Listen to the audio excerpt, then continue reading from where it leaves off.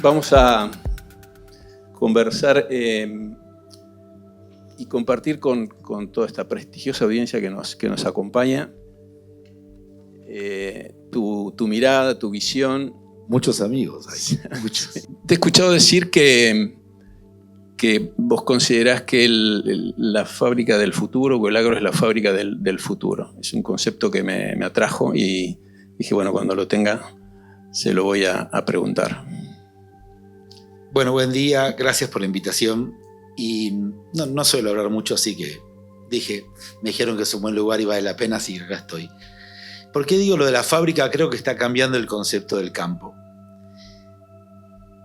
El campo era, no sé, y en la Argentina especialmente, era una pertenencia, era un alambrado, era un lugar de disfrute, una combinación de cosas raras, herencia, grandes extensiones. Y yo creo que ahora el campo en el mundo está cambiando, y cuando digo lo de la fábrica es que, bueno, a mí me toca mucho viajar por Latinoamérica y lo vengo haciendo bastante, y veo ese concepto ya fabril, no de lugar de entretenimiento. No es muy divertido ir a un campo brasilero. Sedes muy industriales, con casas de trabajo, empleados permanentes, con plantas de silos y todo lo que implica una fábrica, ¿no? Y yo creo que eso se está diseminando y está pasando a ser eso el campo, ¿no? El campo está pasando a ser un ambiente de producción y ya no una división geográfica en lotes de 50 hectáreas. Están pasando a ser ambientes homogéneos o heterogéneos donde te pones una semilla X o un fertilizante. Y bueno, por eso creo que ese concepto antiguo de la estancia está cambiando a fábrica, y el que quede va a quedar para eso, va a quedar para aplicar todo lo que hay que aplicarle. No lo va a poder tener para ver cómo lo disfruta. Va a parecerse más a otros negocios, ¿no? En donde la escala va a valer y donde no vas a poder tenerlo para 100 hectáreas, sino vas a tener que ponerlo tanto en lo productivo, en lo comercial, en la parte investigativa, en esa categoría industrial. Entonces, creo que eso está cambiando en el mundo, especialmente en Latinoamérica, y Brasil lo está liderando fuertemente. Hay jugadores de 10.000, 100.000 y hasta casi 1.000.000 de hectáreas yendo a este modelo industrial, en donde el empleado pasa a tener una categoría también hasta como la minera, entra y sale en rotaciones, trabaja con turnos, trabaja de noche, usa una maquinaria que no había. Entonces, ese es el cambio cuando yo decía, esto es una fábrica y va a haber que ser sofisticado para ser productor. Así que creo que viene un cambio muy importante en la industria. Vos tenés como te tenés que poner y sacar sombreros, ¿no? El de productor agropecuario, el de real estate, de inmobiliario, comprar extensiones, desarrollarlas, y el de prestador de servicios comerciales. Y aparte tenés que poner los sombreros del país en el que estás. Estás en Argentina, estás en Brasil, estás en Bolivia, estás en Paraguay. ¿Cómo ves ese juego regional? A mí me encanta. Nosotros siempre tuvimos la postura de a nosotros nos gusta hacer. Y donde nos dejan hacer, vamos. Y no fuimos porque medio fuimos obligados, porque sentíamos que no era valorada la actividad acá. Vieron que acá es medio pendular. A veces te valoran, a veces no te valoran, a veces vale la pena exportar, a veces vale la pena importar. Y dijimos, bueno, vamos a explorar el mundo. Habíamos aprendido algo en Argentina y dijimos, sí, bueno, ¿por qué no miramos un poco afuera y vemos quién valora esto y quién realmente se va a expandir y quién va a promover esto? Y bueno, ahí es donde dijimos, salgamos afuera.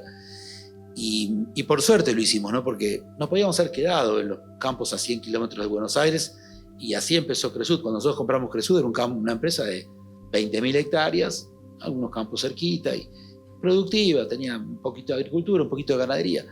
Pero dijimos, este modelo no alcanza. La verdad que en el mercado de capitales estar produciendo para hacer el 2, 3, 4% de rentabilidad anual no es suficiente. Y ahí es donde le metimos el tema del real estate, ¿no? Vimos que comprar y vender tierra era muy importante en nuestra estrategia, porque ahí había mucha diferencia. Lo empezamos a hacer en Argentina y compramos tierras en una época que nadie quería la tierra, y de repente la tierra se empezó a valorizar. Pero cuando ya la tierra se valorizaba mucho, nosotros decíamos, ya está, ¿qué vamos a hacer? ¿Quedarnos al 2 de 3% de nuevo? No. Y vendíamos. Y ahí es donde dijimos, y bueno, ¿y por qué no empezamos a comprar también en otros países donde esto va a pasar también? Y donde los gobiernos lo ponderan. Y ahí empezó la historia de Brasil, Bolivia y Paraguay. Y agarramos todo ese ciclo, ¿no? Comprábamos tierras de 1.000 reales, que hoy valen 50 o 100.000 reales. Y eran tierras que había que poner en producción, había que pasarlas de ganaderas agrícolas o ponerle riego. Y bueno, esa fue la intención de internacionalizar la compañía, ¿no? Habíamos aprendido en Argentina, y la Argentina en ese sentido es una escuela tremenda, a veces demasiado de sobrevivencia, porque la verdad que el argentino vive sobreviviendo a ese cambio de reglas y a vivir cuidando los costos y viendo, porque después el ingreso no te llega a todo.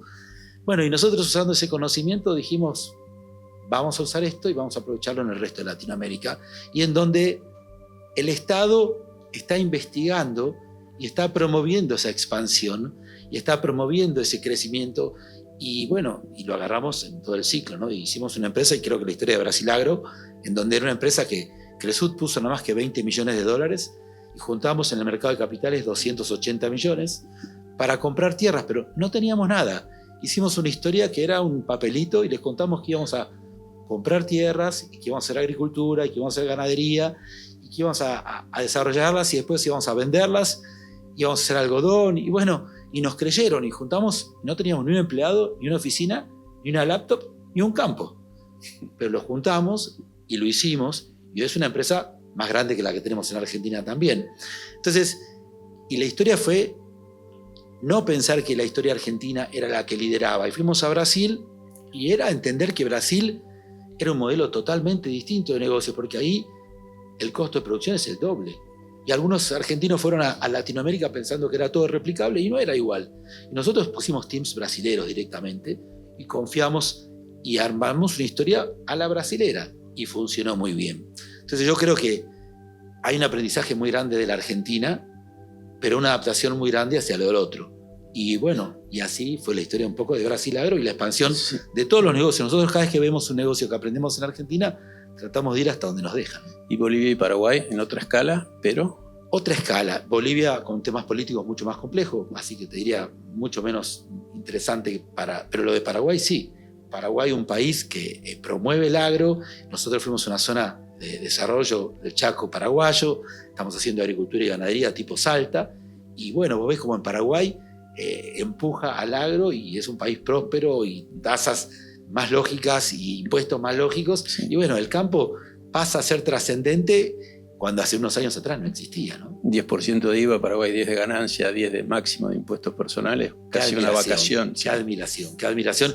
Y bueno, yo también siempre tengo esa esperanza que la Argentina vaya en ese camino. Y a nosotros, por ejemplo, recién hablaban Martín y Gustavo del frigorífico.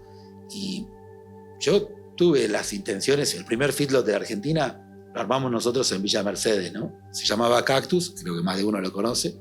Y lo hicimos con el número 1 del mundo, de los feedlots del mundo, ¿no? Y lo trajimos a la Argentina en el año 98, cuando todo el mundo te hablaba del pasto y la alfalfa. Y tuve la oportunidad de ir a Estados Unidos, a Texas, y ver lo que hacían estos tipos, y dije, upa, esto está muy bueno. En un feedlot tenían más stock que Cresud en todos los campos. Y eso prosperó, y eso pasó. Pero con muchos, fíjense, nosotros los tuvimos que cerrar. A nosotros nos lo clausuraron. Por un tema ambiental, porque claro, trajeron el pueblo hasta la puerta del feedlot. Entonces, estábamos a 10 kilómetros de Villa Mercedes en esa época. Pero bueno, el gobierno tiene que hacer que estas cosas pasen. Y después también tuvimos la suerte de ser socios de Tyson Foods, que era el número 1 de la carne del mundo. Pero cuando vio las leyes argentinas de cerrar exportaciones e importaciones, dijo, no, esto no está bueno. Entonces, yo creo que son dos experiencias duras para mí. Pero ojo, no aprendemos porque estamos en el feedlot de nuevo. Estamos en este momento haciendo uno grande en Salta, uno grande en La Pampa. Lo que creo que la Argentina tiene que entender de estas cosas y tiene que hacer prosperar a los buenos de las películas.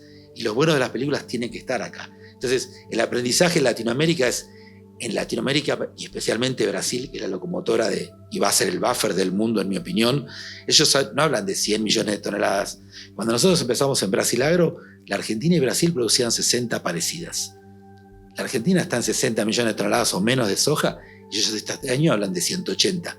Pero ya no hablan de 180, hablan de 200 y hablan de 500 millones de país, de total de toneladas. Entonces, eso es cuando un país tiene un largo plazo y piensa así.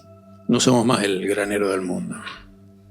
Somos, porque tenemos una población muy chica y tenemos una tierra muy fértil. Yo creo que eso no lo perdimos y podemos ser relevantes, porque con 45, 50 millones de población y con tanta tierra para incorporar, yo cuando recién contaba el de Arauco, ese 1.000.000 de hectáreas que podríamos estar incorporando, vamos a ser relevantes de nuevo si el largo plazo de la Argentina es relevante, porque en carne tenemos para mucho más, y en florestación tenemos para mucho más, en agricultura tenemos para mucho más, en riego tenemos para mucho más. Estamos sembrando, nosotros nos encanta el riego, todo lo que podemos regamos.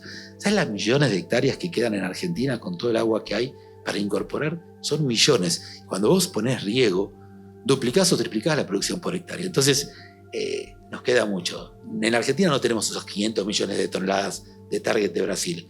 Ojalá alguien lo ponga en firme y vayamos para ahí.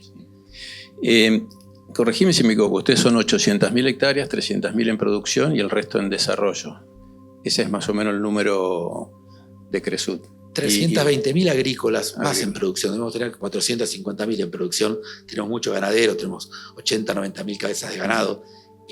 Y te diría que es una empresa que tiene propio y alquilado, tiene caña de azúcar, soja, maíz, trigo, girasol. Después tenemos, en la ganadería tenemos cabaña, cría, recría, feedlot, no más frigorífico. Lo vendimos el año 2020, agradecidos que lo vendimos, pues no era industria para nosotros, una empresa pública cotizando en New York, era para otro tipo de jugadores, pero me encantaría que vuelvan los jugadores relevantes. Yo creo que las industrias, cuando vos ves que están los relevantes de la industria, es como en el petróleo, si no están los relevantes del petróleo, no hay petróleo. En la agricultura es lo mismo, tenemos que tener que Bayer y que Syngenta y que todas las grandes multis tengan su hub de nuevo, relevante, con mucho team en Argentina, con mucha investigación. Esto tiene que volver a pasar.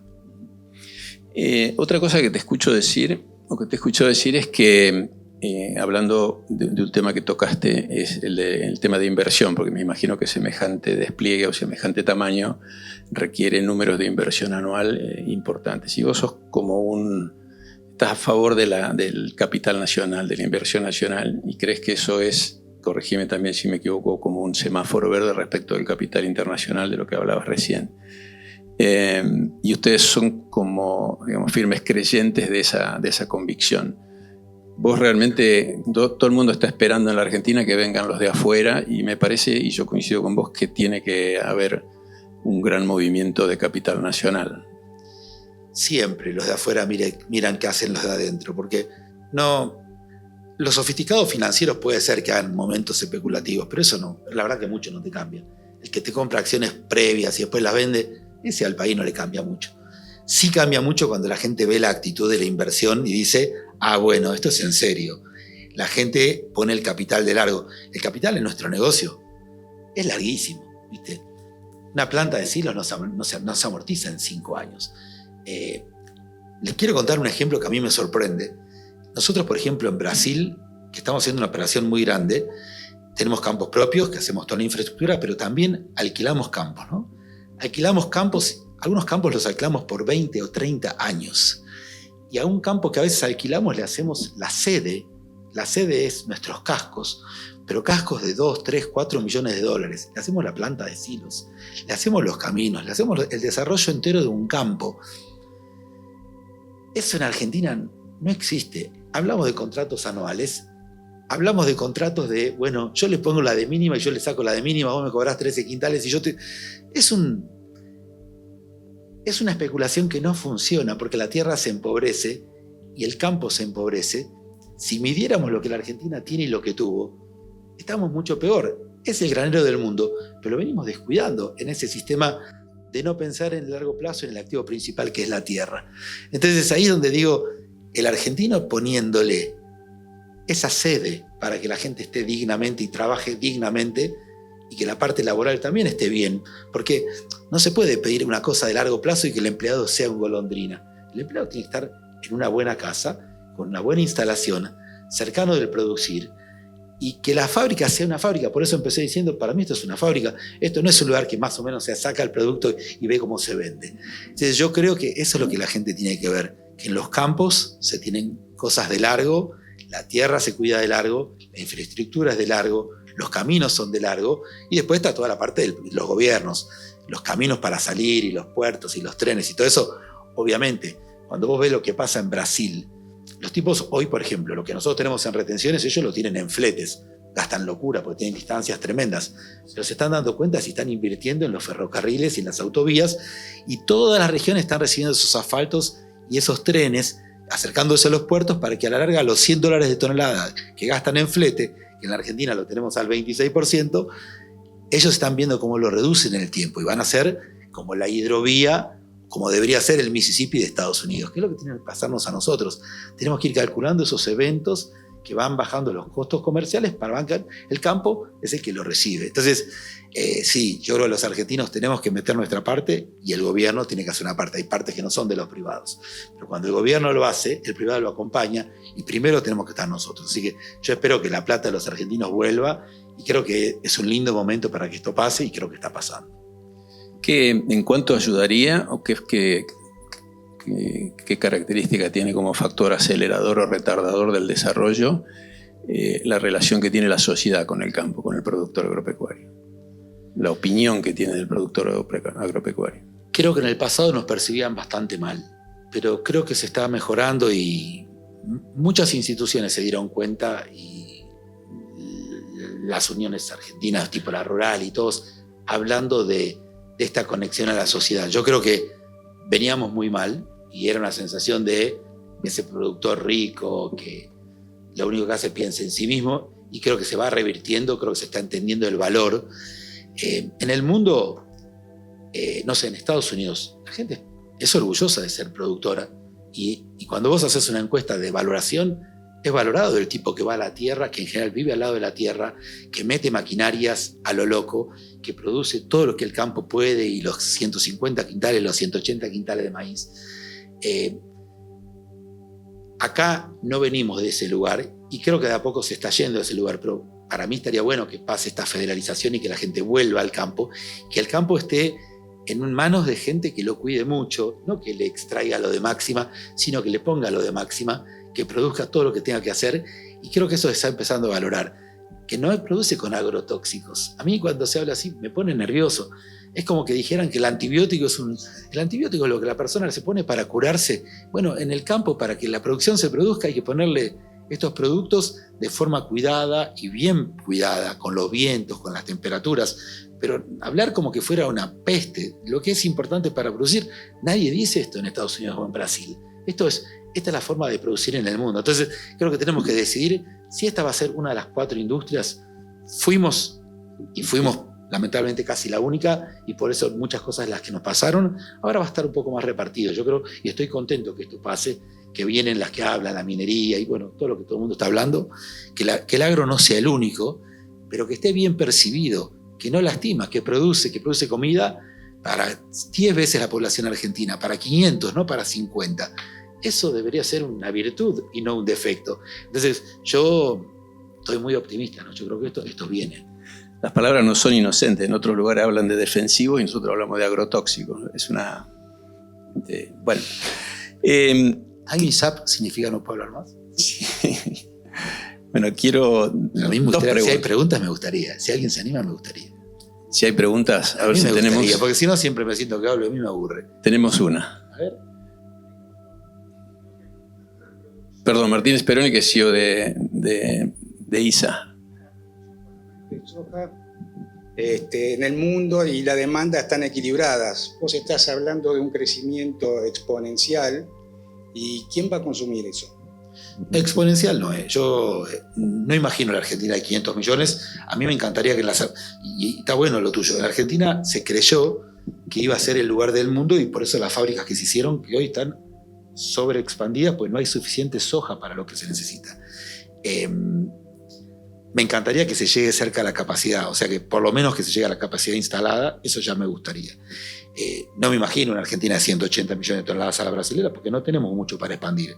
Para mí tiene que ver más con la eficiencia, que venimos en caída productiva, porque la verdad que vos mirá la curva de rendimiento de soja de la Argentina y mirá de Estados Unidos y la de Brasil y vas a ver cómo hicimos esto, mientras que ellos hicieron esto y esto. Entonces es no mucha más incorporación de área, que Brasil sí tiene, porque tiene muchas pasturas que van a pasar de pasturas a agricultura y van a tener la parte productiva y la expansión, que yo creo que la Argentina no tiene tanto. Entonces, contestando a la tuya mejorar y volver a la productividad de la zona núcleo que somos. Esta es la mejor tierra del mundo, seguimos siendo y me encantaría que seamos relevantes. Yo sufrí mucho cuando la Argentina tuvo una campaña que perdió la mitad de la cosecha y al mundo casi no le importó, porque no éramos tan relevantes. Entonces, mi comentario es, vamos a volver al camino, vamos a volver a llenar las fábricas, vamos a volver a ser relevantes. Y respecto a tu pregunta de la comida, tenés un punto. Yo pienso que esa curva del pasado, que se hablaba de los 10 billions, que el mundo crecía ad eternum, no viene más. Yo creo que el mundo, el desarrollado, ya hay mucha parte en caída. China ya no crece. Los que crecen son África o India. O sea que por población no crece mucho más el mundo. Por PBI, y estamos en una etapa desafiante, ¿no? Yo creo que la macro del mundo viene ajustando sus crecimientos, lamentablemente, por la macro del mundo. No es que la Argentina solamente tiene problemas macro, creo que hay muchas partes del mundo desbalanceadas y eso está haciendo que el PBI del mundo no esté creciendo al ritmo. Entonces, contestando a tu pregunta es, ¿la población no crece a mansalva? ¿Le queda un poco por crecer? Sí, pero no a los 10 billones que se hablaba. Yo creo que no va a llegar a ese tamaño, ni la Argentina crece. Hasta la Argentina empezó esa curva de no tanto crecimiento per cápita, bueno, que no se esperaba tampoco. Entonces, creo que se va a crecer, pero no tanto, pero sí va a crecer el consumo de las mejores comidas. Y ahí se ve, y el valor de la carne lo está mostrando. Creo que la gente va a vivir más, va a haber un poco más de expansión, el PBI va a volver, esto en algún momento se va a volver a ajustar, y creo que sí va a volver a mejorar la dieta. Y creo que esa mejora va a generar más carne de todos los tipos, y la gente va a subir su dieta, probablemente no en los países ricos, en la parte muy desarrollada, pero toda la parte de lo que falta desarrollar, África, Asia, Middle East, tiene mucho más por consumir, especialmente estas carnes, que van a ser parte de ese subproducto de la soja. ¿Te contesté? Alejandro, para cerrar, respondeme la pregunta que quieras de las dos. Bueno, primero, ¿cuál es tu mensaje? Más allá del time up. Sí, ya estamos cerrando.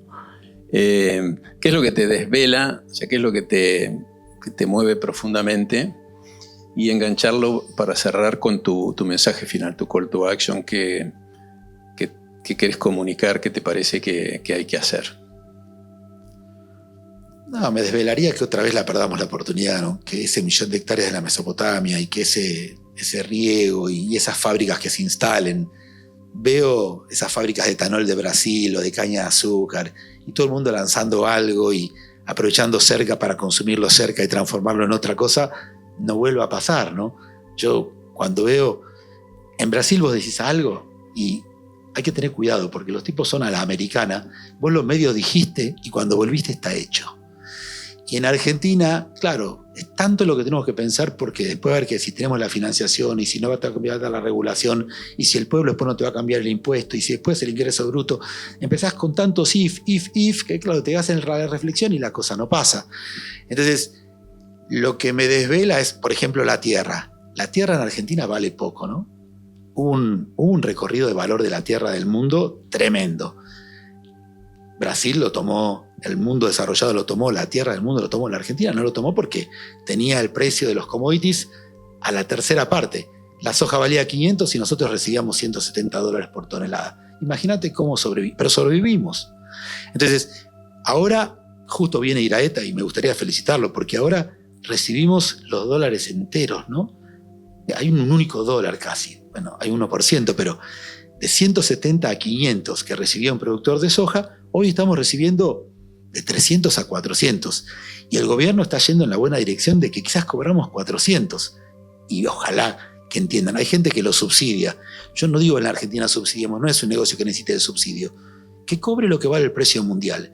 Y cada uno va a hacer lo que tenga que hacer. Entonces, lo felicito por cómo se juntó esa curva y yo le dije, el que esté en ese día va a tener un cuadro para poner en su casa. El día que pongas cómo juntaste el valor de las cosas, ¿no? No sé si se entiende lo que digo, pero él va a haber mostrado que el dólar se juntó y el farmer juntó la mayoría de la plata que le corresponde por el producto. Entonces, mi sueño y mi desvelo es que esta vez pase y que le pongamos tecnología, que la gente compre los tractores. Yo creo que tercerizamos demasiado. Nos pasamos de la tercerización, nos pasamos de la extracción, de la no fertilización, del no uso de tecnología. Y bueno, espero que esta vez hagamos lo que los farmers del mundo, en el mundo, hay los farmers del mundo La mayoría tiene menos de 2 hectáreas. Hay 98% de los farmers del mundo que tienen menos de 2 hectáreas. En Argentina el tamaño será de 500 o 1000. Hay gente de 10.000 o de 100.000 o de 1.000.000. Que los players del mundo hagan la tarea correcta, lideren, muestren al resto de los farmers lo que hay que hacer y que la Argentina sea relevante de nuevo. Despedimos a Alejandro con un aplauso. Muchas gracias.